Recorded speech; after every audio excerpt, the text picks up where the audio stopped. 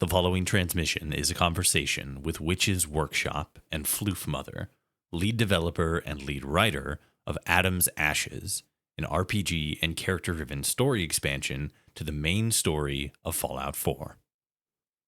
Over the course of our conversation, we'll talk about the story structure, lore, and character building as it relates to the Fallout universe, as well as a little glimpse of what's to come with the story of Atom's Ashes. I am follower Toshi, and this is the Atomcast. If you enjoy this episode, be sure to follow for future episodes, and consider subscribing to our Patreon for early access to new uploads to help keep episodes ad-free and to improve the quality and frequency of transmission.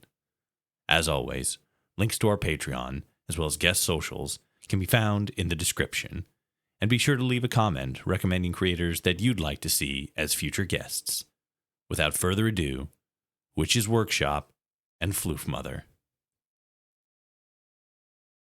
So I guess the first question is just the easiest question, which is, can you give us a little bit of a general breakdown on what the mod is, like what it actually encompasses? Because I feel like with a lot of there's like really two different mod projects, right? There's the world conversion mod where it adds like an entirely new like world space, or there's like the tiny mechanical ones, right? The ones that are refined to the nth degree to change something specific about the gameplay or something about like the coding, make this, that, or the other thing easier. But from what we've talked about, like in our off-screen conversations, it seems like the scope of this mod is a little bit smaller, a little bit more condensed, which at times can actually be the better ones because you're working on a refined concept. Can you talk a little bit more to what the scope of your project is trying to entail? So the main point of Atom's Ashes as a project is to basically recontextualize and turn Fallout 4 less into a shooty combat game in more of a sort of like RPG experience similar to stuff like New Vegas. Um, and the map is already there and the map's great. So the way we're attempting to accomplish that is by turning a few choice locations into little city states, similar to like kind of how like Fallout 2 had like New Reno doing anarcho stuff and Vault City doing like fascist stuff. It's kind of a similar thing. So far, the idea is we've turned Lexington into a sort of um anti-pre-war authoritarian police state. It's very Orwellian.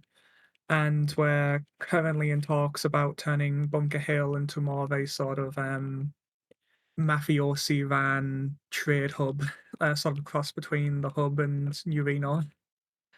And the scope of the project, it's not like a new land spot or anything. It's not. I wouldn't say it's deal sized in the least, because quite frankly, we're a very small, humble trio, just sort of whittling away. And um, but I do hope to actually make something that is going to be at least very noticeable when you download it. But I wouldn't say that it's a big mod by any means. Just a few settlements, more or less the size of something like Good Neighbor or Diamond City, if we're feeling very ambitious that day. So yeah, like you said, it's something that's only set to a specific number of key locations that are going to be sort of more refined or like built out. I think probably the best example to be given is probably something akin to like the Long 15, to where it takes place in a very small location, but it's a very dense. It's built tall in the sense that there's a lot going on in a single area, as opposed to being built out wide to where there's a lot going on in a lot of area. Yeah, absolutely. I mean, because we're mostly focusing on like doing city states and like town states and whatever. The idea is, in order to be quite economical with stuff like level design, have the town very reactive to what's going on around it and in it, as opposed to like throughout the playtime of the game, the player will keep coming back to the town, and the town will be like have new problems based on whatever's happened in the main story of like, oh, the Brotherhood have come, now we need to, do stuff with the Brotherhood. Player, can you go do that for us? Like that sort of thing. And the reason we want to be very reactive, like that's like want to be very reactive with that sort of thing, because one, reactivity in RPGs is great. And two, as you say, it makes it very dense, but also very economical in terms of development scope and structure, I feel. That makes sense. That makes sense. And you specifically, your role in the project is project lead. Are you mostly just managing the different aspects of the project, making sure that everything goes smoothly, or are you involved in sort of the design aspect? To give an example, King Gath, who we also had on the show previously, he's not too much of a story writer, but he's like really, really good at coding and system design stuff. So with Sim Settlements 2, that was mostly his focus, whereas writing was sort of and writing and the more so like specific moments were delegated to other people in the project. With you specifically, is that sort of your focus? Are you doing writing, or are you like the bigger picture like design element? So, because of the sort of medium scope of the project and the fact there's only three of us, we don't really have the opportunity for specialists in that way. So, everybody's sort of doing a little bit of everything. But the three of us have sort of moved into our own areas of interest. So, like, mine is mostly like the writing and the programming, whereas Floof helps out with other parts of the writing. And the third team member, Golf Ball, does a lot of the art direction and level design, which I am terrible at. All the rooms would look like boxes, and they did before she actually reached out to help out. So she does amazing work there as well. But yeah, we're very much just sort of like free generalists, sort of doing what needs doing as and when it needs doing.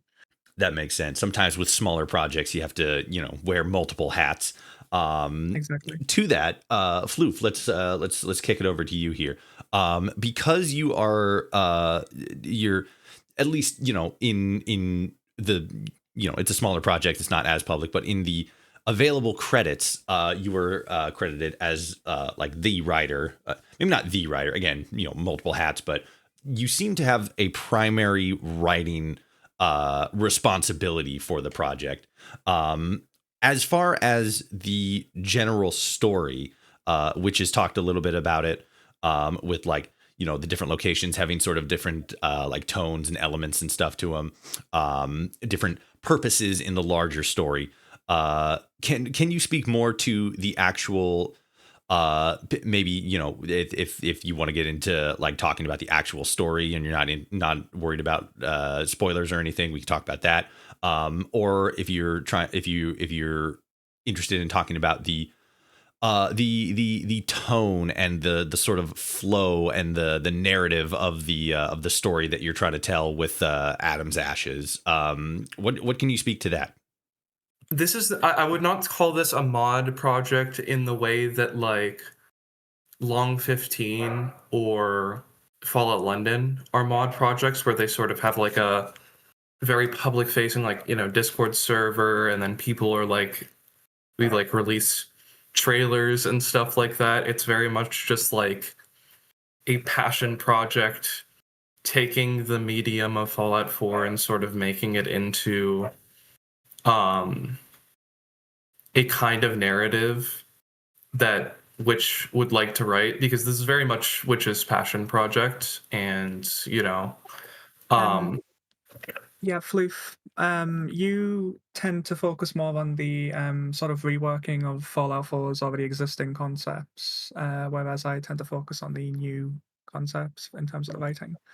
yes, and I think the idea for Adam's Ashes is that it's meant to sort of be reflective of some aspects, at least Corvega Town is, now correct me if I'm wrong, which the towns that you go through and the people that you're, like the factions that you're going to end up meeting in Atom's Ashes, they're meant to be reflective in some way as like a foil or like one side of, or a different side of the coin of some aspect of the character you're playing as, their like pre-war existence.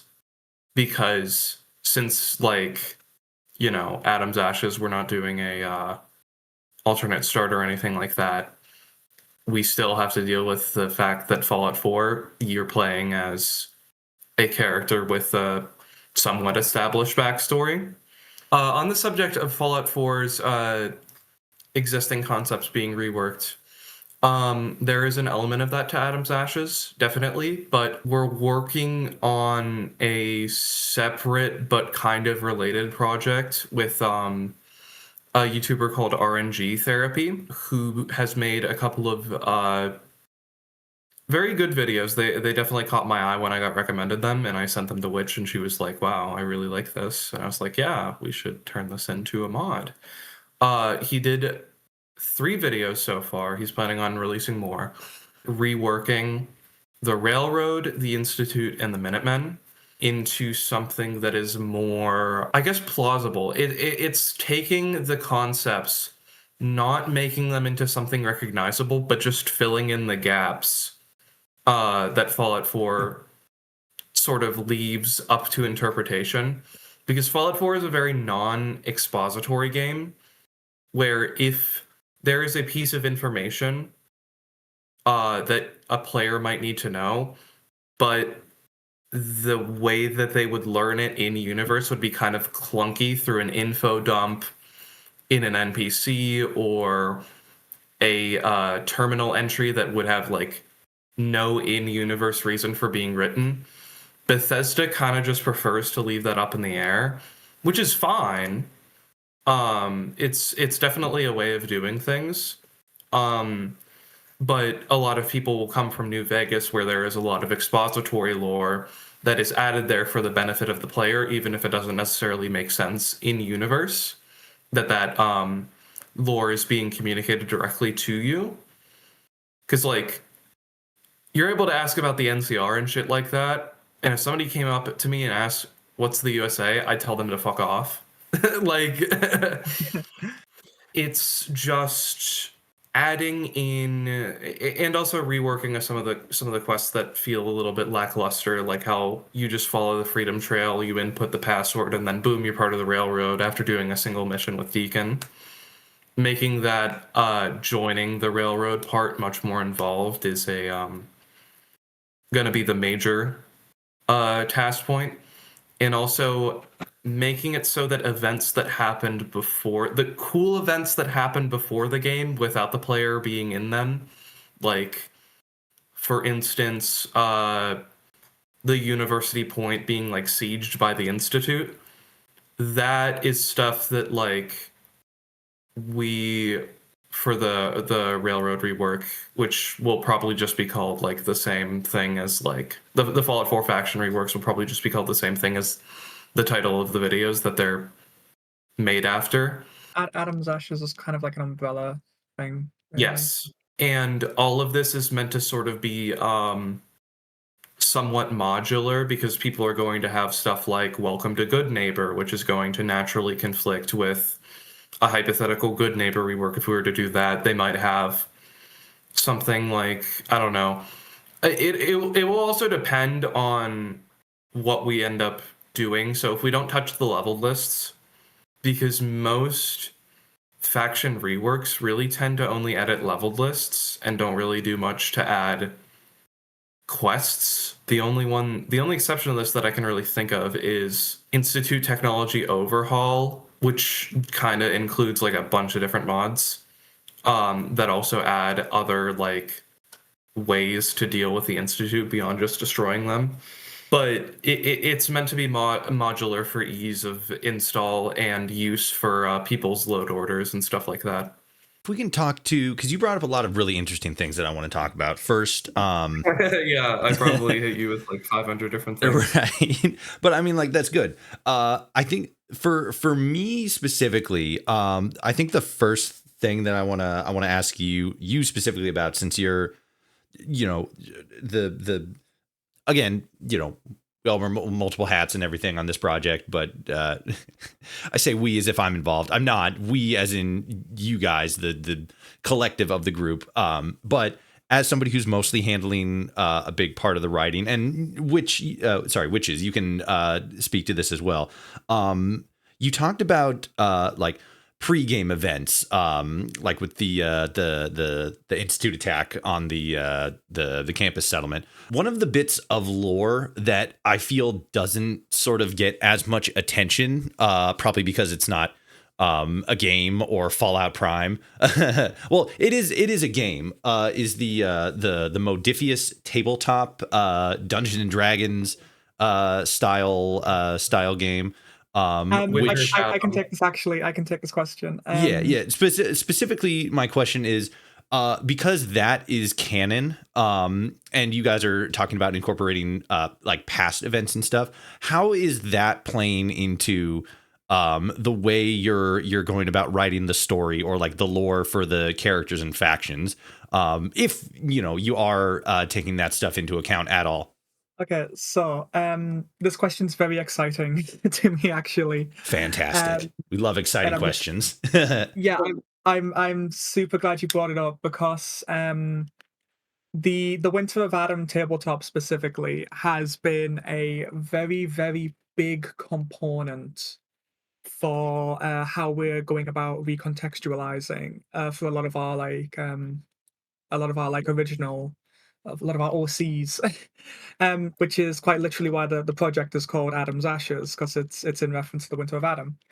But the premise basically is, in that regard, and how we're using that, is the Winter of Adam happened, and the last son of Atom didn't necessarily win. I don't know if win's the right word, but he basically like detonates a bunch of sort of like mini new people in some of the major settlements. So like in Lexington, and some in like maybe Diamond City, or like College Square was another one of like a settlement that isn't a settlement anymore. But basically the original idea for that was everything in Fallout 4 was run down, and there's feral ghouls everywhere. And I was thought to myself, right, why is that the case 200 years later? How can I recontextualize that? And then I looked into it, learned that the Winter of Adam is actually a thing, and I'm like, oh, if I take that concept that the Commonwealth has just gone through that shit, but tweak it slightly, where it sort of involves stuff like, you know, the that one sect of the Children of Adam, like doing like a terrorist attacks basically and stuff. Because that does fall in line with what they were doing in the module.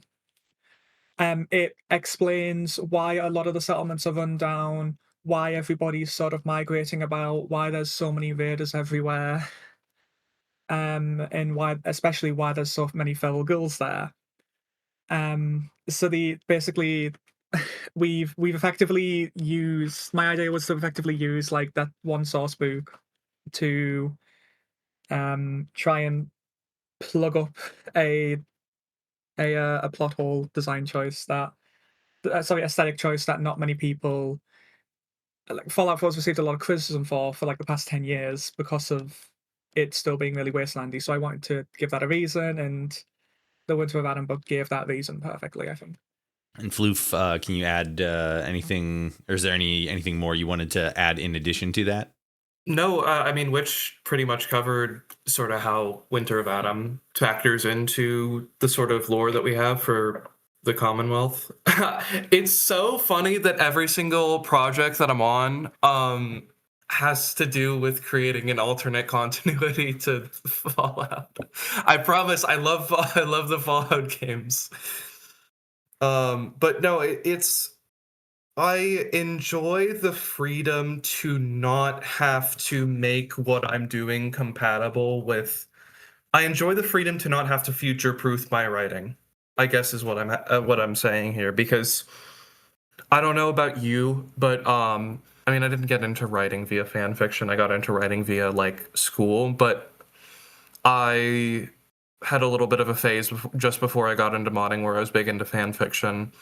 And something that would annoy me about fan fictions is that ones that were published before a work finished, so while it was ongoing, they would have a portrayal of a character that hadn't appeared yet that was completely off base from what ended up happening in the show. And that would always bother me. And I knew that if I were to write something like that, it would bother me then, which I actually kind of got over because I did end up writing fan fiction for something, and then like the show came out and it contradicted like what I had written. But even then, that was set in an alternate continuity that was like a crossover. It's a whole fucking thing. My pre-Fallout modding history is long, interesting, and paradoxically sometimes very boring. Am I able to jump on your point about sort of like future proofing and soft continuity and stuff like that? I was actually Yeah. going to ask about that specifically because Fallout is just such like an evolving property. It's something that we saw, something that we can like look back on like Fallout 1 and 2, and then look back, or I guess also kind of look back at some of the other more recent things that have come out, like Fallout 76, the way that sort of like recontextualizes some stuff, retcons, some people might say, and then the same with Fallout Prime. I'd like to hear more about that as well, about how sort of like you go about the process of writing, keeping in mind that to say simply in a way that things can change, and that events, how they happened, can change a little bit, and how you sort of go about navigating that as part of the writing and the storytelling process. We'll kick it over to Witches, since she wants to talk to that, and then we'll zip back over to Floof on this one.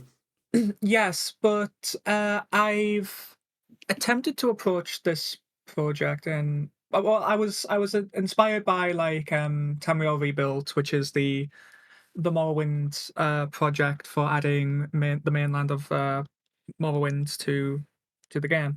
And they basically released a statement following Elder Scrolls Online's expansions relating to Vardenfell that they're just going to try and focus on Bethesda's writings as they were in 2002 and try and not care much about stuff that's come after, which, like, I think that's the best course of action for modding projects like that, where you try and keep it contemporary with the source material if you want to have a sense of authenticity to it.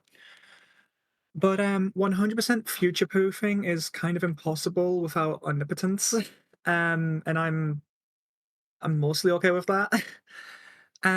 But in terms of like lore and retconnings and continuity errors and stuff, it's very frustrating. Especially when it's like a lore change I don't think is made the games better. Like a Jet, the big one is like Jet. I think it's better if it's a post-war thing, because it means that stuff's getting made in the post-war, and I care more about the post-war than I do the pre-war, personally. But at the same time, if the continuity is kept within the story and it leads to that story being better, like another Bethesda example is like Skyrim's Climate, where in the lore it was just a boreal wasteland, but come the game, there's like different biomes and stuff. I don't mind retcons too much, provided they make the story more interesting. And then Floof, is there anything you'd like to speak to that in addition to that, like your outlook on future proofing, working within an ever shifting narrative, things of that nature? What's your take on it? As always, I have a lot of thoughts on everything, but inherently, whenever you're writing a narrative, you want to make it feel climactic, right? And I guess the problem with that is that Fallout, by its very nature, every game sort of feels like it's the end of history, I guess. And I think that's what pissed a lot of people off. Or not a lot of people off, because, like, the consensus is that people love the show. And, like, rightfully so. It's a good show. But I think what a lot of the people angry about the show are angry about is that its existence inherently makes what came before it less climactic because there's more story going on afterwards. And I think the way that the show is shaping up to be with all of the reveals and stuff, I think the show is sort of meant to be as climactic as you can get for a Fallout project, at least until Fallout 5 comes out in 2077 and they make Fallout real. There is a difficulty in sort of thinking like, well, I'm just going to say this as an example. Well, if I include the Enclave and it's like they get fully defeated for real, that doesn't really matter because they end up showing up later on in the timeline in the Fallout TV show. So their defeat doesn't feel climactic in my mod because they are going to end up still be around and they're going to still be puppeteering things post-war.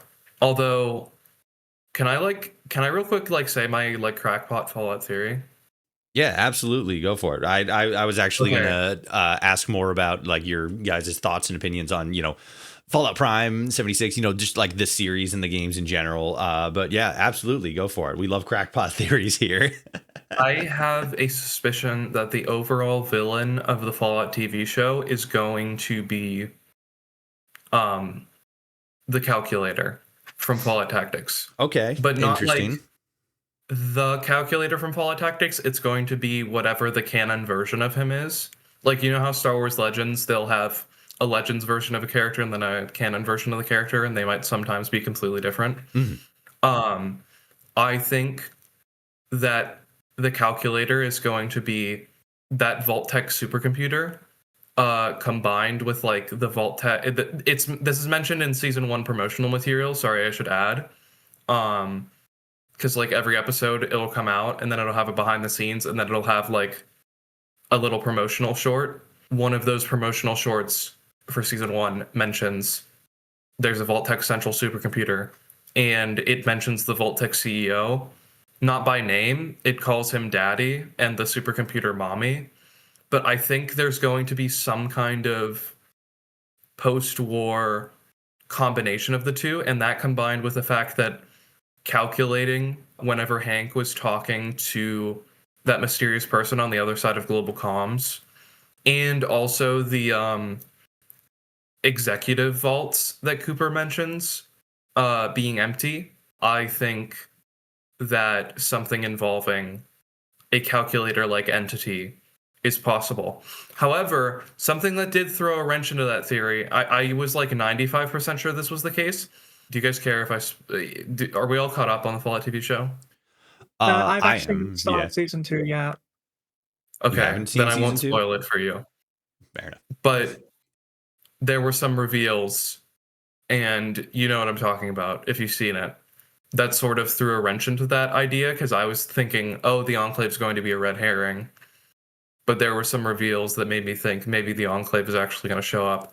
But I still think from a story structure standpoint, because we see the Enclave very early on in season 1, even as just like a flashback, I think that that's not going to be the main villain, because in a mystery, you tend not...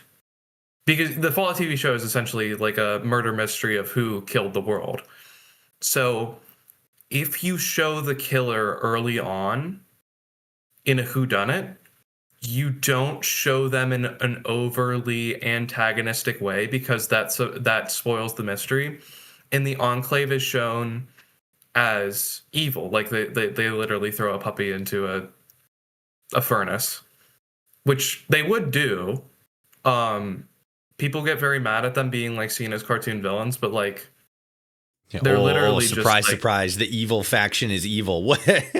well, they're literally just Nazis. They don't see like they don't even see people as like inherently like they don't see human life as inherently like sacrosanct. So like why would they care about an underweight dog? Like they don't feel emotions the way that humans do. I don't understand why people are like, well, if I was in the Enclave, I wouldn't do that. And it's like, well, yeah, it's because they're sociopaths and their ideology like is inherently sociopathic. But Floof, they wear cool armor.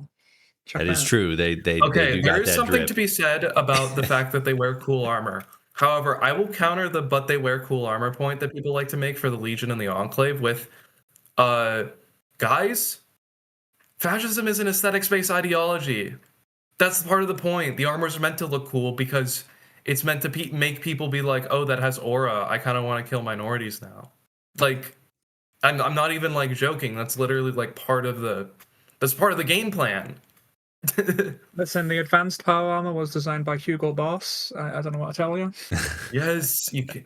Listen, it's Hugo Boss. You can't just throw it away. To sort of bring, because I think it's very interesting. One of the like just going around theories in the Fallout community is the concept of the forever wasteland. The fact that in a sense it's sort of like a little bit more of a meta theory to where like Bethesda is constantly like destroying everything so that like humanity doesn't ever really like advance forward to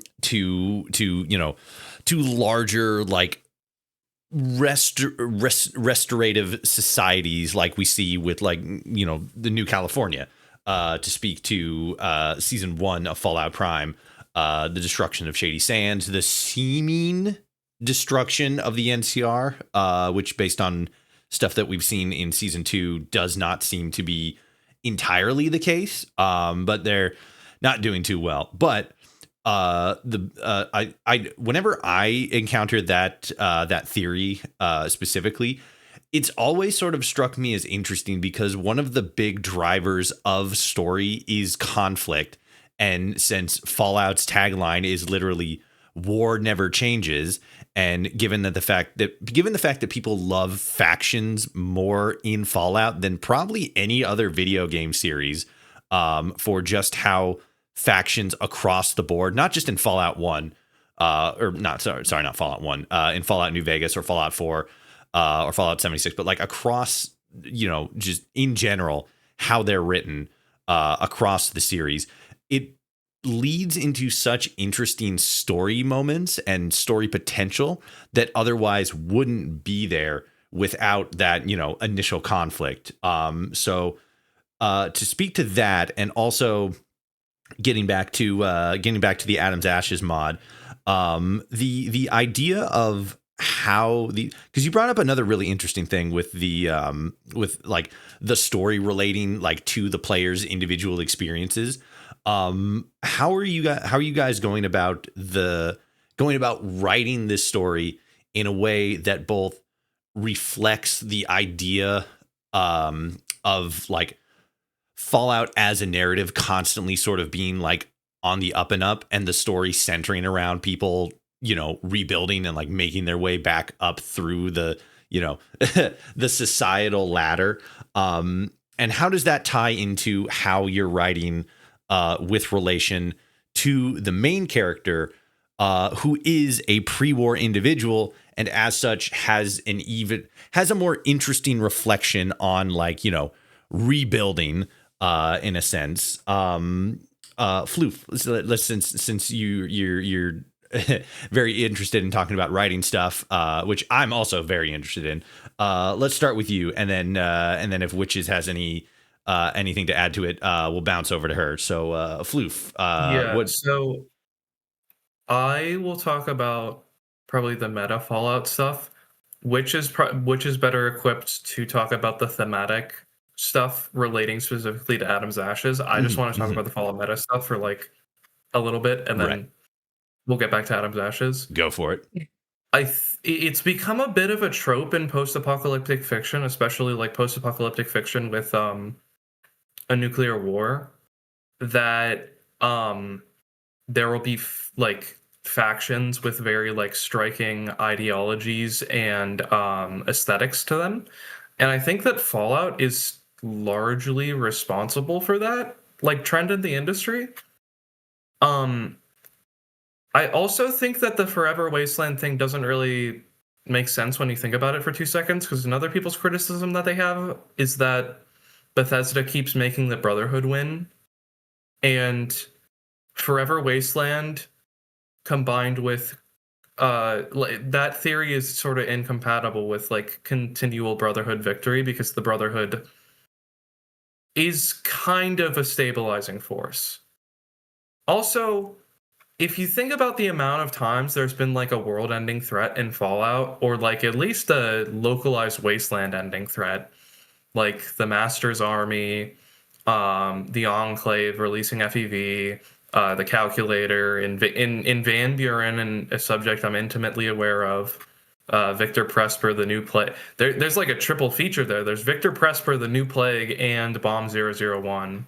And I guess you could count fourth Odysseus. There are gonna be more world-ending / like civilization resetting events that are gonna happen, and there's not always gonna be a player character there to intervene. That's just sort of the nature of how the Wasteland sort of tends to work. Because you can see that in Fallout 4 to some extent, which is one of those non-expository things that you kind of have to just like think about on your own rather than have the game directly tell it to you. But Fallout 4 is basically what would happen if the West Coast didn't have player character intervention. There's like a huge super mutant army occupying a lot of the places, and they're big and organized enough to mount attacks on settlements like Diamond City that need groups like the Minutemen to intervene. And there's a shadowy group of pre-war scientists and elite pulling the strings from the shadows and occasionally just wiping out whole settlements because they feel like it. So I don't see the issue in concept, because people like to criticize, for some reason that I can't fathom. People in the community really like to criticize the concepts when the concepts aren't inherently bad, when what they should be criticizing is the execution. Which, like, the longer, more well thought out analysis of Fallout 4 does criticize the execution, and will usually have some sort of something constructive to say about it. But a lot of the people will just say some dumb shit like, Todd loves the Brotherhood of Steel, and they always win and they always show up. And it's like, well, that's not even really a coherent thought. That's not a criticism, nor is it a coherent thought. And there's also an element of, if Fallout doesn't have some element of post-apocalypse to it, it's not Fallout. And there are some like weird things that people complain about in the show, and they love to call it member berries, but it's just things that are established in the setting reappearing. And to be fair, New Vegas does a post-apocalypse very well by setting it in what is essentially a frontier territory, which allows for RPG and post-apocalyptic shenanigans to happen. But there are only so many frontier territories that you can use, and you have to make concessions to adhere to the aesthetics of the genre, which is what I think the show did whenever they showed Shady Sands, which, to be fair, the status of Shady Sands in canon is disputed. We don't know if like the Shady Sands that we're seeing in the Fallout TV show is the same Shady Sands that we saw in Fallout 2, or if they just moved the capital. Either way, it's shown to be less built up than people I think were expecting it to be. But I understand why that is, because even if you're showing a developed area in the Wasteland, it still kind of has to look shitty to make people who aren't like, because Fallout is not predominantly made up of people who know the lore, or know the lore to such an extent that they like can tell you specifics about the NCR Heartland, despite the fact that we never see it in like something like New Vegas. To get the idea of a post-apocalyptic society rebuilding across, you kind of have to have like rusted out husks of cars. If you're showing like people driving around, like, are they expecting like people driving around in a pristine automobile, vertebrates flying overhead? There'd be no real aesthetic distinction between the pre-war and post-war segments of the show. And I think that would muddy the waters when it comes to themes, because a lot of the themes of the show revolve around sort of how the post-war societies are differing from the pre-war societies and how that's pissing off people from the pre-war. But sorry, I just sort of rambled and went on a tangent there. For Adam's Ashes, how that relates to the character's pre-war backstory, I'll hand it over to Witch and how the factions sort of are uniquely positioned in that. So, yeah, Witch, Yeah. go ahead. So, basically, the way I view stories and storytelling is there is what is the story about, like in like quite literally. So it's like, what's take New Vegas. What's New Vegas about? Oh, there's like 4 different factions fighting over a dam in southern Nevada. Oh, well, what's it about in terms like thematically? It's like, oh, it's begin again, one never changes, that sort of thing. Old World Blues, New World, X, or whatever it was, I don't remember off the top of my head. I'm gonna get crucified for that one. And so in terms of if Adam's Ashes, it's about a bunch of city-states feuding and fighting, but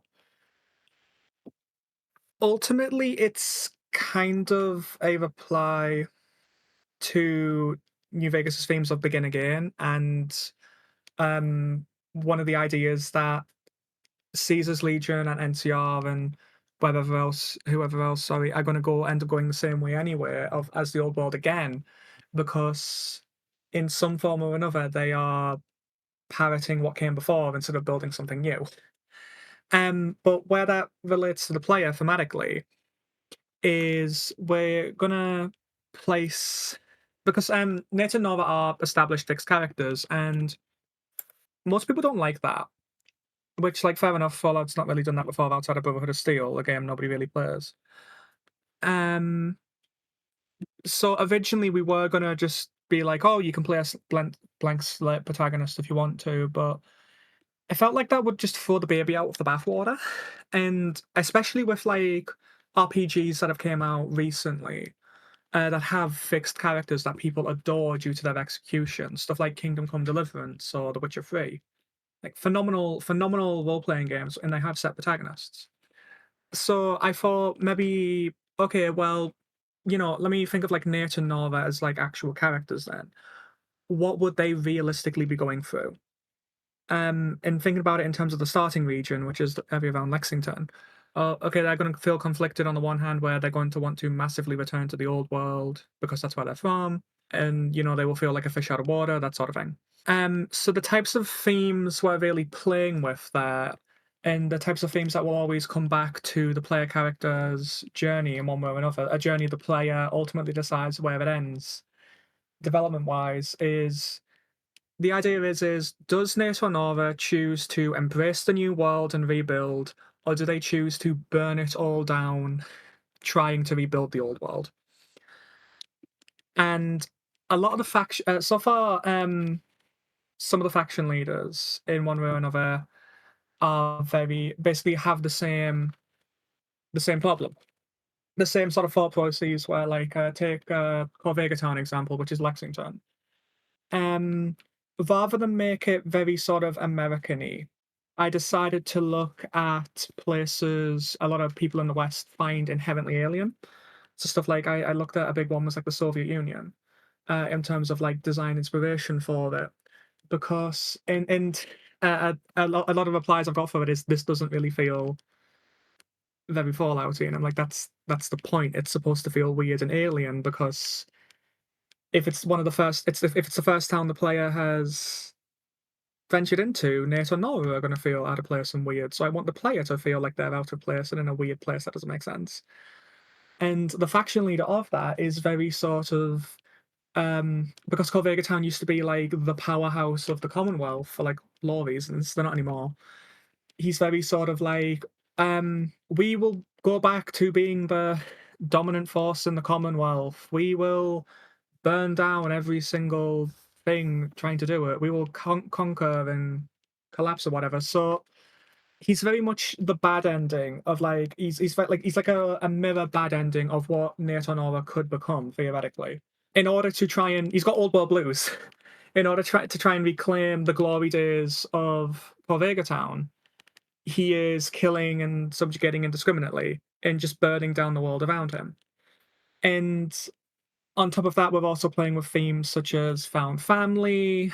There's a lot of like stuff early on of like there's a quest early on where like a player character lost their child. Their child got like kidnapped and sold by slavers, and that character and the player can form a bond and sort of discuss like, oh, my husband used to be like this. What was your husband like? Like that sort of thing.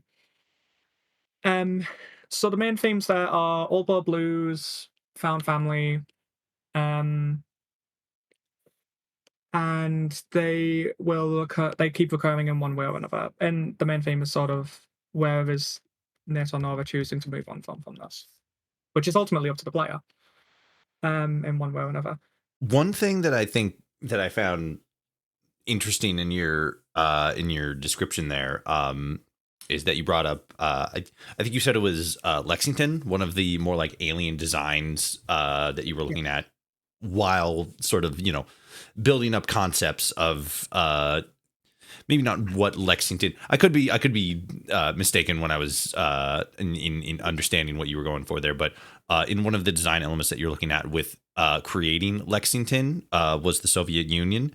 And I think that really draws an interesting parallel, because then, if I'm remembering correctly anyway, the Soviet Union still, does Soviet Union stuff in the Fallout timeline as it does in our timeline. But the big differentiator is that the Soviet Union kind of stops being sort of like the predominant force for like communism and socialism and stuff like that. And that instead switches to China as like the big major focus thing.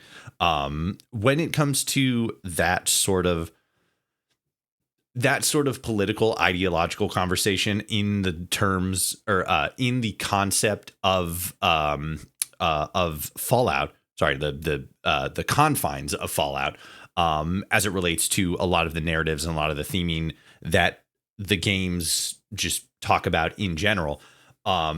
Is that something that in your designing or your construction of these locations and how they relate to the pre-war characters, who are very much, sort of in the conversation of, capitalism versus communism, especially since Nate is a veteran. Is that something that you like considered, tinkered with, workshopped in your design of the characters and the stories, or is it more so just like an aesthetic or a historical angle? So, one of the big reasons I like Fallout, outside of its very unique presentation, and the reason I got into it originally, um, and prefer the older games, especially Fallout 2 and New Vegas, is the old Tim Kaine quote of, wanting to explore what a post-nuclear society would be like, not building a better gun. And I especially like how Fallout 2 had, I mentioned before, had all the different like city states of like the three city states with the three conflicting political ideologies. And the reason I chose Lexington to be sort of like a communist-y kind of thing. Um, Mostly was because I was sat thinking of like how would Lexington's culture develop naturally over 200 years? So it's like, okay, Lexington's got a car factory. If it's got a car factory and all the industrial stuff, that means, probably a lot of blue collar working class people live there. Blue collar working class people, okay, that which probably means, given the setting, communism. If you look at like real life examples and stuff, communism is probably moving around on the down low, even though the government's trying to suppress it. In basically, once the war ends, the sort of like underground communists workers are like, okay, well, might as well just take over and make our own thing now then. But in terms of how it relates to Nate or Nora as a character, especially with it being like the first town you visit, I think it very much just ties back into the sense of alienation and very fish out of water vibe that I want to impose on the player character. Because, especially considering Fallout's very sort of 1960s-y, the furthest you can really get away from in that time period from America is probably the Soviet Union. So, like, so, for like NATO and all, it's like, well, not only did the war blow up, communists are now running, like, communists have survived. Shit.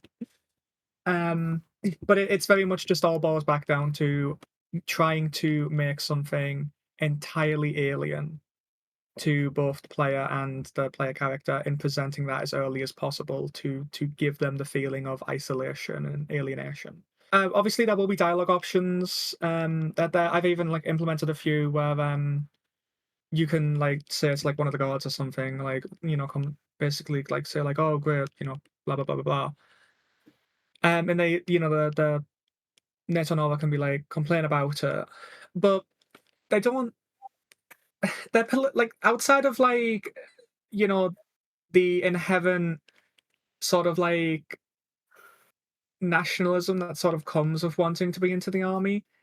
It's never actually said one way or another whether Nate or Nora like are sort of communist or not. So maybe that's also something else we could look into with like because we have like little pre-war speech checks similar to like how Baldur's Gate does like the background stuff. So maybe that might be something else we could look into. But for now, it is just about creating a sense of alienation. That's fair. That's definitely that's an interesting angle too. To speak to that, and I'll kick this over to Floof. And same basic question, but I want to word it a little bit differently. For you, given that because you're caught up. I would assume caught up at the very least. More so aware of a lot of the plot points that are being covered and sort of like like felt around a little bit in Fallout Prime. When it comes to that, the same concept, how the conversation around capitalism, communism, the geopolitical sense, and how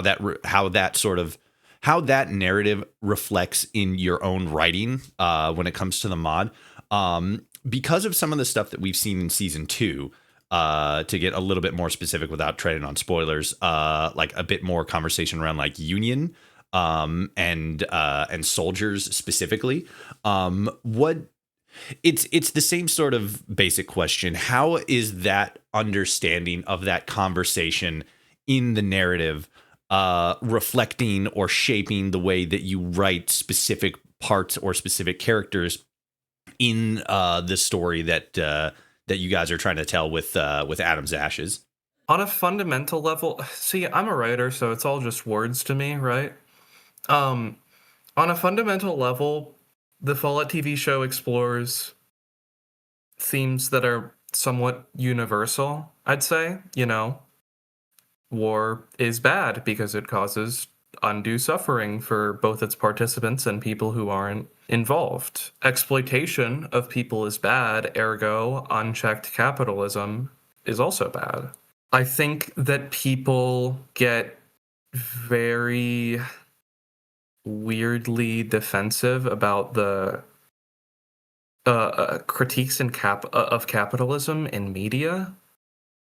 And it just makes me think of that fucking Twitter reply image where it's like known for role slave, known for being castrated and then like death and then died, which is just like that's sort of the opinion that I have of people who are like, oh my goodness, another millennial writing where they're criticizing capitalism. Something I'll never fucking forget. Someone said to me that they didn't like the Fallout TV show because capitalism wasn't bad, but consumerism is. And I was like, how is it the fault of the people when it's the people with capital that are creating the incentives that create runaway consumerism, which creates the problems of capitalism?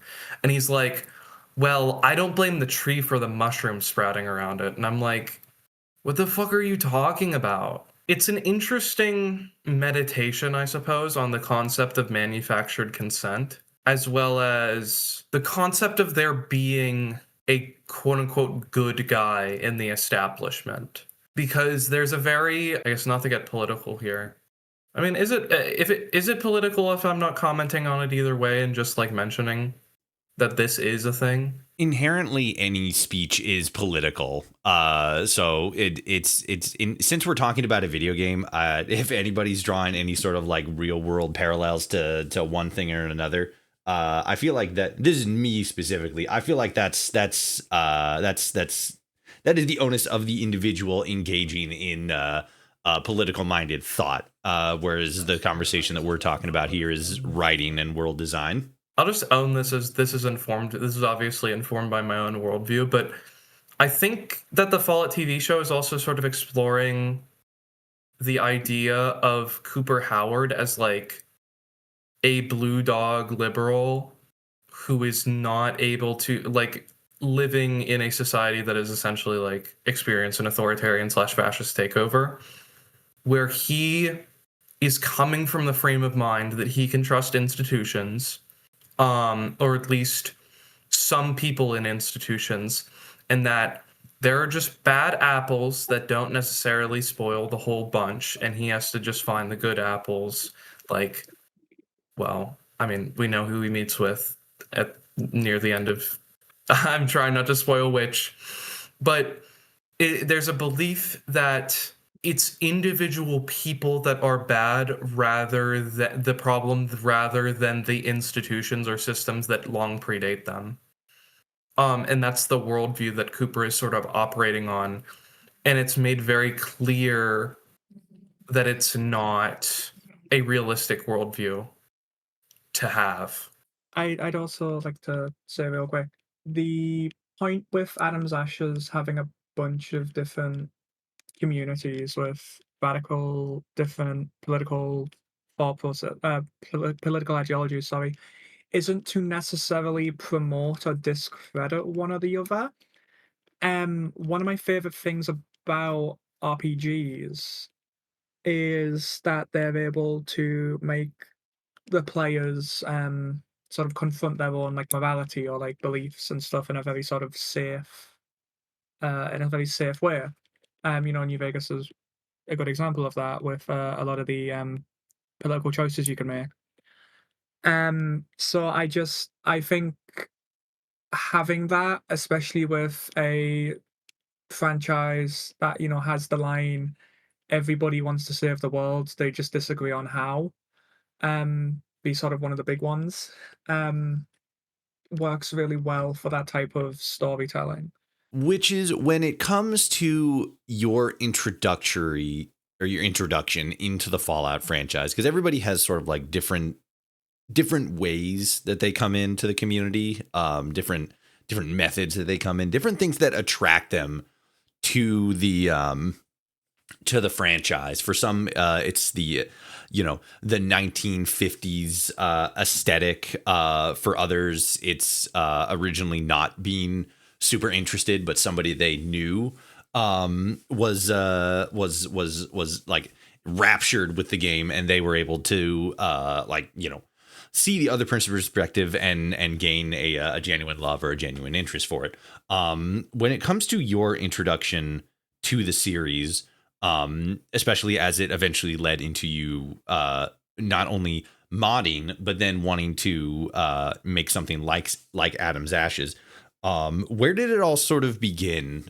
Your introductory into the franchise, and over the years, and for how many like different games there are, not just like the main games, like the older games like Fallout 1 and 2, and then like the modern ones, 4, 76 and stuff like that, but then also like smaller properties, or sort of like I'm thinking like Fallout Shelter or Fallout Prime, which at times encapsulate different focuses of the franchise. But where did you come into the series, and how has it sort of like shaped and evolved and developed from your perspective?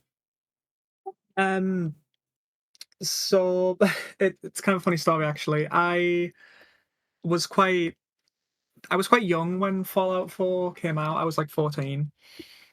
So I started playing Fallout 3 about a year or two before Fallout 4 came out. And this was like back on like the 360. And I remember at the time, I didn't like Vault Boy's like face, like because my friend used to have it as like an Xbox icon, and he used to like weird me out, and I thought it was like kind of freaky. So because of that, I never got into Fallout because I was scared of Vault Boy. Um, and then a YouTuber who I watched did a Skyrim series, and then followed on with like a Fallout 3 series, and I watched the specifically like the intro to Fallout 3 where you're in the vault doing vault stuff, and I'm like, oh, this is actually like really interesting. I'm gonna get into it, get a copy of Fallout 3. Played Fallout 3, loved Fallout 3. Don't love it as much now, but it served its purpose at the time, I think, like looking back retroactively speaking. But in terms of how Fallout has really changed over the past 12 years or so, it's very much become very much one of the big cultural powerhouses, I think, series wise, in terms of the how strong the franchise is doing currently. So Bethesda's doing really good with that. But I'm somebody who, like, I spent a lot of my teenage years sort of being very sort of like hyper focused on Fallout and playing all the different games. Once I kind of got bored of playing 3 and 4. So I do think there is a big sort of cut off, sort of culturally within the fan base between the people who like 1, 2, and New Vegas, and then the people who prefer the more action oriented Bethesda games. Because they do very much focus on different things outside of one being a shooter and the other one's being more RPG. And I do think the franchise has slowly lost its rough edges in terms of the game specifically. I was actually going to ask about that specifically. Like, do you think that's a good thing? Do you think that's a bad thing? Because one of the things with like narrative storytelling, especially when you go, I mean, just like storytelling and like narrative points in general, when it comes to darker themes, to sort of expound a little bit. I can't remember his name, which kind of bums me out because he's actually a really good content creator. But there's a YouTuber that I watch every once in a while. That will basically, he kind of does like, like book review kind of videos. But it's usually books in the splatterpunk genre, which is basically, to avoid going too deeply into it, basically like horror, but without like a lot of the restraint that feels, or that there seem to be on a lot of like modern horror storytelling. It's often incredibly like overtly violent, often incredibly gory, like very, very little boundaries, in a sense. But a lot of the narrative point, and a lot of the narrative point, or a lot of the reason for that, is that it's sort of driving towards some sort of larger narrative point. To that point, when it comes to those like harsher or darker elements of the franchise, is the disinclusionment of them, to make up words here, is it something where not having them because there's no narrative point to them in the story that's trying to be told, is that a bad thing? Or is it more so to the fact that I guess more so to the fact that because they don't have any narrative point in them for the story, they're not included? Is that something that is like I guess to try to actually say what I'm trying to say, to what point do the inclusion of those elements have in the stories that are told in Fallout? And do they have any sort of narrative weight or onus to have narrative weight behind them? Or is the inclusion of them kind of the point? So if the writers don't feel like they have anything to say with mature topics such as like like topics that Fallout's previously covered in the past, stuff like sexual assault and slavery and whatever.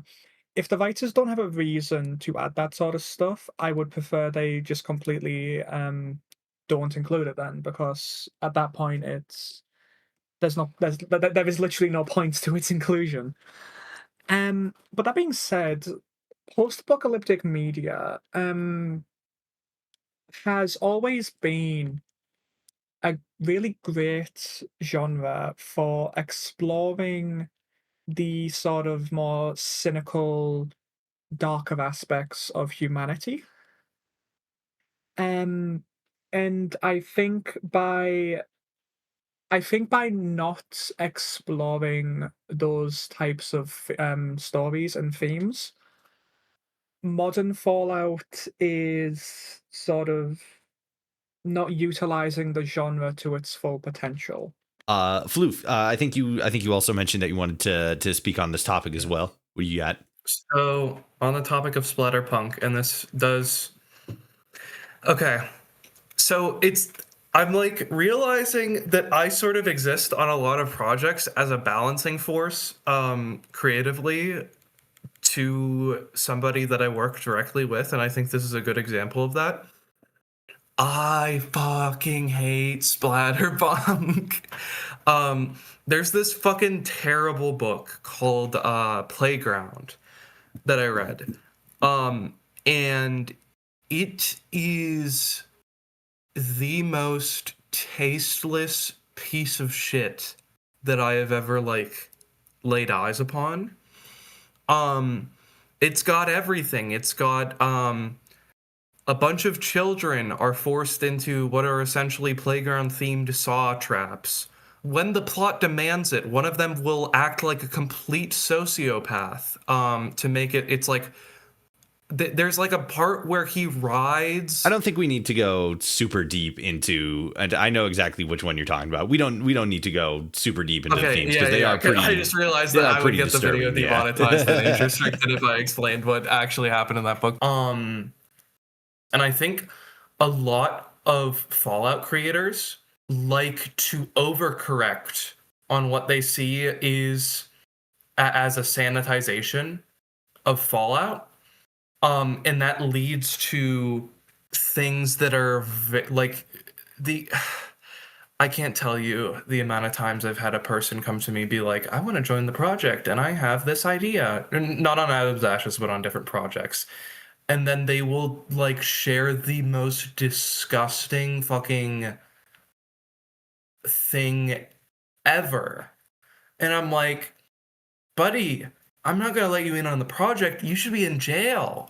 And I think that specifically, like you mentioned that overcorrectness. I think that sort of is, at least from my understanding, because I'm also not super into the genre specifically. I do think that there are some stories that are little bit too graphic, which is probably best why they're kept in between the pages of books. But it does still feel very much like a sort of like, rebellion or like overcorrection to what is seen as a lot of the sanitization in horror. And it seems like in certain elements we see that reflected in like, modding or writing projects.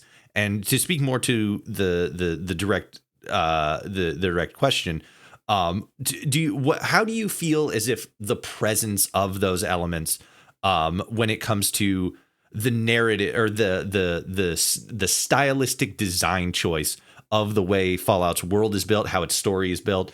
To what end do you see those as being like relevant to the overall point? Because we could go into like a big conversation about that. There's another similar. Yes, you got me back. You got me back on track. Yeah. Because specifically, I want to bring this up because I feel like it's a good point of reference. There's a comic book called Crossed, which we also won't go into. Fuck. Oh but my god. So that does so you know what I'm talking about. It does also lean into that sort of that also like hyper violence, for lack of a more detailed term, in a post-apocalyptic setting. So Fallout seems to fall between, a sanitized Wasteland and something like The Cross. But where do you see as a writer specifically, the hyper violence or harder focus on those kinds of subject matters as being relevant in not only your writing, but also the writing of Fallout in general? Fallout's always been kind of, and this is not meant to be like, I guess, a word of disrespect. It's just meant to be a descriptor. Fallout's always been kind of juvenile, from the beginning, because it was made by a bunch of dudes who were into video games in their, like, okay, you need to sort of like think about in the cultural context, what kind of dude would be so into video games in his 30s in the 90s before video games really became mainstream to the point that they started working for a games company? And you got to think about that kind of person. Then you add another layer of nerd to it because they're really into tabletop RPGs and computer programming. So that type of person is the person that's the cultural context within that Fallout was made. So of course it's got like a treatise on humanity straight out of Canticle from Leibowitz, but it's also got guy exploding and fat fuck choking on a iguana on a stick in one of the endings, like big fat guy with jowls.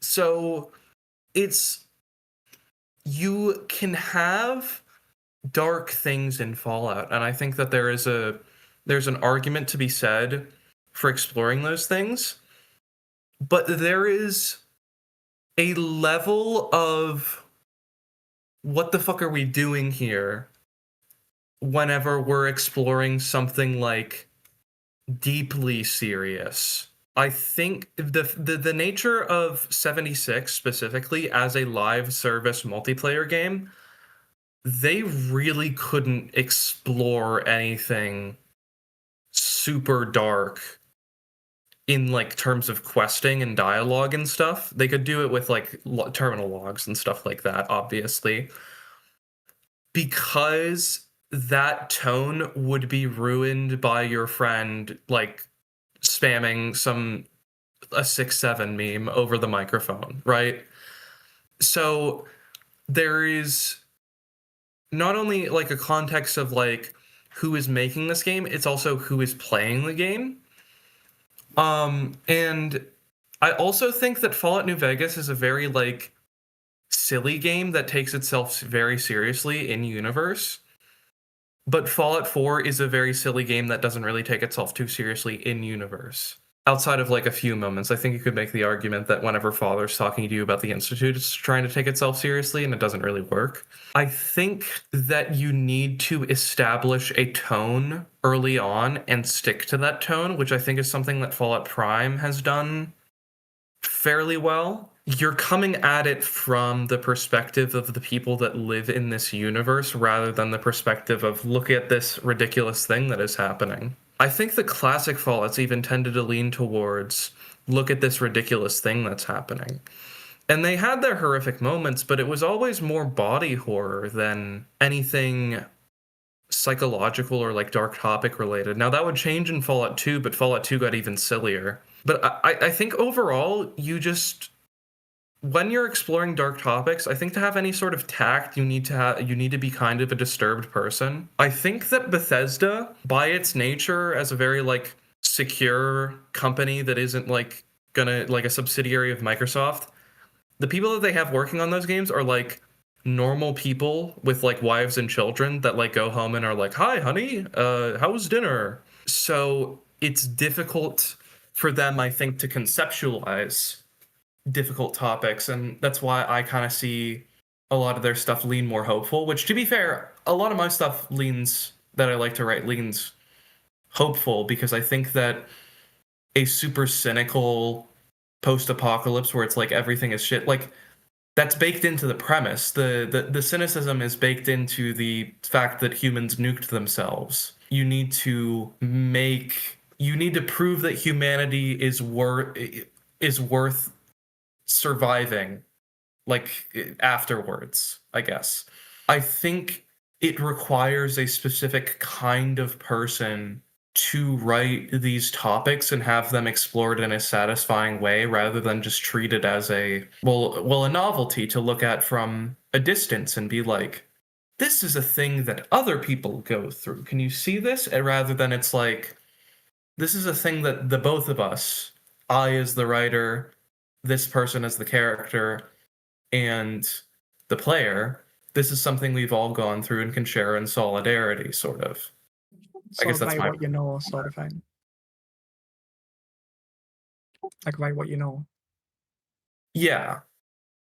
And sort of give it the sincerity of not treating it as like a thing in the museum to look at, which I think even the best Fallouts fall into, like New Vegas kind of falls into that too, especially writing about the cons. The comparison that they try to make with Native Americans really doesn't work, because they're not coming at it from a place of like knowledge. It's a Native American history is a curiosity to the people who are writing New Vegas, rather than it's something that they've experienced in a culture. It's a curiosity rather than a cultural memory.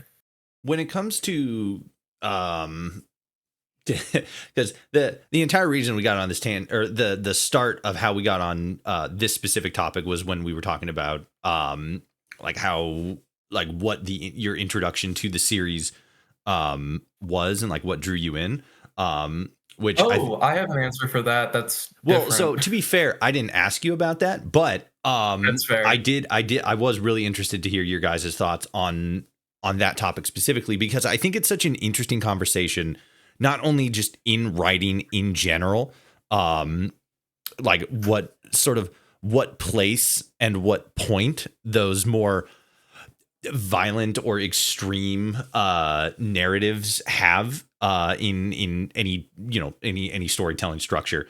I think that's super interesting. But to go back to that other question of like how you began, Floof, I'm definitely interested to hear how you got your start in the community. I will note that you already have a point up on Witches. I'm gonna let Witch talk first. Specifically because you said you like New Vegas.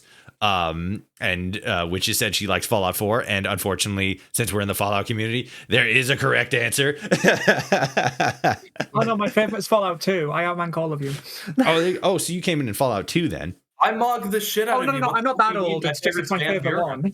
I came in Fallout 3. Yeah. Oh, yeah. No. Yeah. I thought that's what Witches said, but yeah. Either to be clear, that was a joke. I was just riffing there. Yeah. No. By the way, in case you guys are wondering, I mogged the shit out of both of you and everyone watching. Yes, everyone. My favorite is Van Buren. They got us there. Actually, scratch that. My favorite is the Armageddon rag. There you go. That's even more obscure. My favorite is Fallout Extreme. Oh, now we're talking. No, that's not obscure anymore. It became a meme on True S Fallout L. My favorite is Brotherhood of Steel 2. Okay, that one's pretty good. I still think the Armageddon rag is more obscure than that, but yeah, it's too relevant. But yeah, how did you get into the community? Where was your start, and how have you seen and you know, how have you seen and how have you thought about how the franchise has sort of changed and morphed over the decades? So my introduction to Fallout is complicated. I started on YouTube, and I'm sure a lot of new gen Fallout fans, I'm sure a lot of Fallout fans will relate to this. Unfortunately, those Fallout fans may not have gone outside of YouTube. But I started on YouTube. I was big into Minecraft, and I read the Minecraft handbooks, the original ones that came out. And I read about Paul Soares Jr. He had like a little article. They had articles from Minecraft YouTubers in that book, which was pretty cool. They stopped doing that because they're stupid. But I read about Paul Soares Jr. and I was like, wow, he plays these games with his family. I'm going to check this out. And then I sort of watched him play Unturned, and he had a faction that was in competition with other faction on the server headed by a guy named Generic B, and he had a YouTube channel.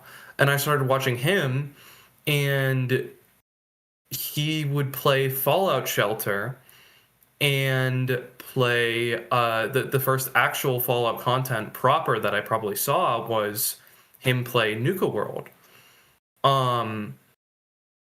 Before, obviously, during this whole time, I would look at the wikis of games that I could not own, either because I didn't have them or I was too young to play them. Fallout and BioShock were the big ones that I just spent a lot of time reading about. I would just read about these.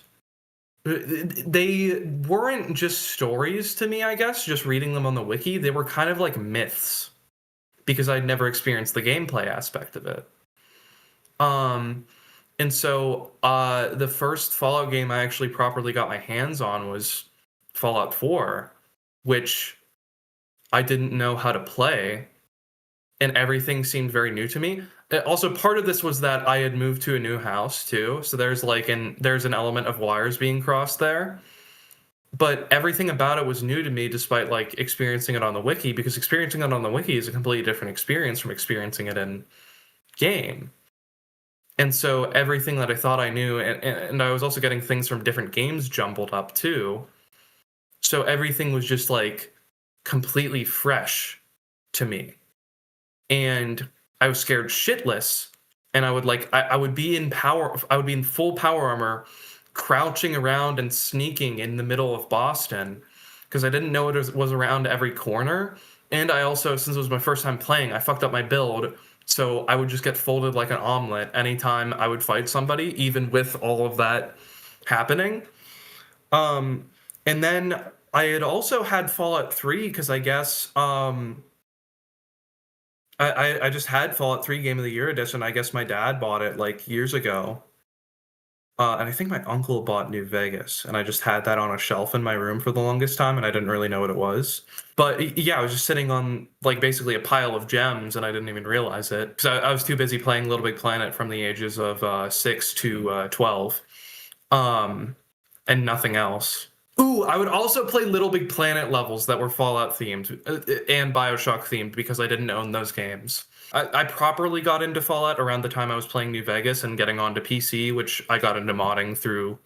I got interested in downloading mods through Alchest Breach. I didn't properly get into modding until much later, and that's a different story. But the one last funny thing is that I played Fallout 3, and Fallout 3 is a much scarier game to somebody who was scared by Fallout 4 playing it for the first time. And especially with the Gamebryo engine, the fact that Fallout 3 is just so grungy, especially with like fucking Springvale Middle School is one of the first areas that you can wander into. But I got to DC, I saw a feral ghoul that scared the shit out of me. I ran out of the subway tunnels, and then I ran into a random encounter between like a bunch of super mutants and a Deathclaw on like 1 pip of health, and I had a 10mm pistol, and the Deathclaw like ran after me, and I was running away. And I got so scared I turned the PS3 off. Yeah, Fallout 3 was definitely and I never played it again until I downloaded something different. Wasteland. I will say I do love how each Fallout game offers something unique to it for people. With like 76 being sort of the happy-go-lucky friend one, 3 being the sort of Nightmare Fuel one, New Vegas being the political one, so on and so forth. Fallout as a series really has something for everybody, I feel. It really does, and I think that's something that's really really cool about the franchise. You know, we Yeah, it has something for everybody. Fucking scaring the shit out of me on my first playthrough every time. Exactly. It, That was for me. the horror of Fallout is often, I feel, very overlooked. But like it is definitely They there. designed it 20 years ago specifically to scare me. Yeah, exactly. So when it comes to when it comes to like the like what you're like looking forward, your future focus with both the I guess this mod project specifically, Adam's Ashes, any future projects that you're hoping to either start up or be involved in, and then just like the future of the Fallout franchise. And again, this is a question for both of you. Where do you see not only yourself going, but then also where do you see the franchise going, and what makes you more so hopeful or optimistic for the direction that it's going in no particular order. We'll start with Floof. So I guess for the future of the franchise, that's an interesting question because I think that Fallout 5 will be like $70 and it'll like annoy the shit. It'll be like $70 and 140 gigabytes, and I'll be like, well, fuck. How am I gonna fit this on my PC with like modded playthroughs? I honestly could see the Fallout TV show being a method that they might use to like wrap up the franchise. Now I know like franchises don't really end anymore. Especially not since like the like I'd say 2009-ish is whenever that like didn't really kick off until like the early 2010s, but like whenever remakes started getting really remakes and reboots and revivals got really popular. So things don't really end anymore, which I don't know. I kind of think that's a shame because it kind of means that nothing will ever like there's room for growth, but I guess the growth being infinite kind of it means that you're going to get tired before the franchise gets tired, and I think that's a bit of a shame. Fallout could end with the last season of the TV show, or it could go on forever. That's really the two options that I see. I don't see them having anything as financially, especially since they survived the launch of 76, which was like, and 76 isn't really shat upon anymore, at least not in the community. So I don't see them having anything as bad as what happened to Interplay with Brotherhood of Steel. I think for the modding community, the outlook is a little worse. The community can be very hostile for people who are just trying to start out. And especially as we wait longer and longer for a sequel, and as these modding tools get older and older and new games come out, I think we're gonna like start losing people. And I think the new talent who would be an asset to the community are going to be attracted by other communities instead, in part due to the toxic reputation of the community, as well as the fact that the tools are just that old and archaic to work with compared to more modern stuff. I think that if we don't have some sort of event that reinvigorates the modding community, such as the release of a massively successful, basically the release of an anti-Frontier, a massively successful project that is so good that it breaks into the mainstream somewhat, and people who know nothing about Fallout are able to be like, hey, that's like a really good game that was made like what Entropy 02 is to Half-Life 2. So unless something like that happens, I think it might just be a slow death for the community until a new game comes out, which I think is a shame, but it's not like if you're watching this and you're like thinking about getting into modding, just do it. I think that the influx, basically being the change that you wish to see in the world, will have long-term positive effects on the community. If you're just coming in with a positive attitude and decide to get really, really good at like modeling or animation, please get really good at modeling and animation and then join the New West, please, please. But if you get really good at modeling or animation, especially or scripting, the skills that are effectively monopolized by a few figures in the community, and you just have a good attitude, and are willing to sort of share your skills with other people and teach other people, that's one way that you can definitely improve the health of the community. I think for my own personal modding future, I'd say it's the brightest of the three. I think I have hitched myself to a rising ship in the New West. I really believe in that project, and I really think that we have something that's going to resonate with people. I'm hoping that it's going to be the Entropy 02 of the Fallout New Vegas community, or maybe the Fallout community as a whole. But I'll settle for being as well liked as I guess I'll just settle for being well liked within the community and not really breaking outside of it. That's fine by me. But I do really think that, especially because, you know, Van Buren is very much a white whale, I think that what we have will resonate with people and is inherently a very big, like if a Van Buren project events, that's a momentous occasion for the community because it's just never been done before. So I think in terms of mainstream popularity, and that sort of thing, I do think Fallout is in the best state it's ever been in. It sort of was like in a really good place in 2015 with the release of Fallout 4, because Fallout 4 was everywhere. But then the show takes off, and I just like walking through my local like city and stuff. It's become relatively common to see people wearing like Fallout merch, and I don't even like live in the US. So I think that sort of highlights just how big Fallout is to the point where sort of it's just become a common sight to see the merchandise everywhere. And that's always great to see some like a franchise you like and have a fondness for really taking off in a major way like that, because it's like, oh hey, other people can like share the thing that I like so much. That being said, kind of to build on what Floof was saying about like how franchises never end, and it kind of goes back as well to the whole never-ending Wasteland theory. Or I don't think Fallout will end until the money stops. Everything is now fated to become The Simpsons. I think. And I hope that for whatever reason, because the games I like very much for Fallout 4, the games I like with Fallout, and I think the games I really, really like with Fallout aren't really being made anymore. Because I like the political thrillers, and they haven't really been made since like 2010, really. So if you know, sort of worst comes to worst and I have to leave because I'm just not interested in the franchise anymore, then I hope something that has brought me a lot of joy in the past decade will bring others joy as well.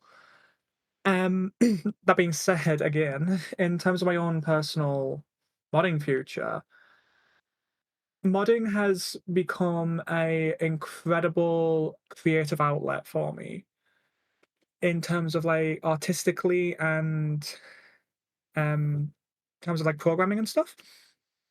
And I've met a lot of wonderful people in the community, um, which I'm incredibly grateful for the help they've given me there.